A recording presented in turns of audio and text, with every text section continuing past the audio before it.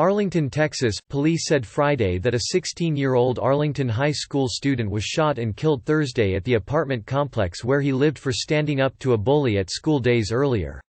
CBS DFW reports one of those teenage suspects is in police custody in the death of Samuel Reynolds. Police say it was just after 4:30 p.m. when Reynolds was shot outside his home, on the grounds of an apartment complex. The teen was rushed to a nearby hospital but was pronounced dead a short time later.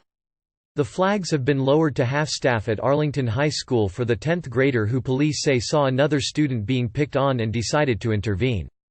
Police say that courage costs him his life.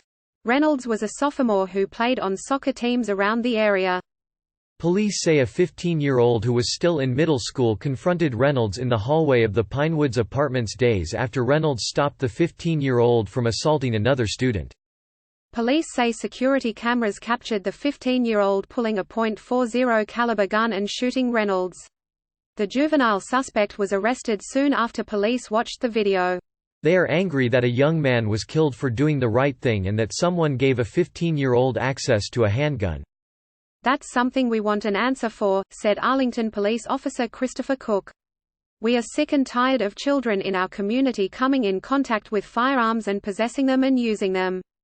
Police say they will prosecute whoever made it possible for the 15-year-old to get his hands on a gun. Police did not release a lot of information about the alleged shooter because he is underage.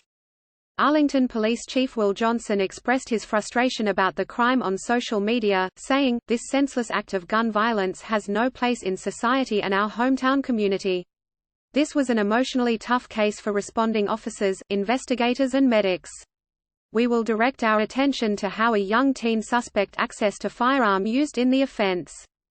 Johnson said as the department gathers more information about the young suspect they will pay particular attention to how the boy got his hands on the firearm used in the offense. Police say the suspect and the victim knew each other. Grief counselors were at Arlington High Friday to offer assistance to students, teachers and staff. Administrators with the Arlington Independent School District say they will remain on the campus as long as needed. "I'm really sad about him," said Reynolds' friend, Christian Vasquez. "When I found out about it I was gonna cry. Because he was one of my favorite friends actually.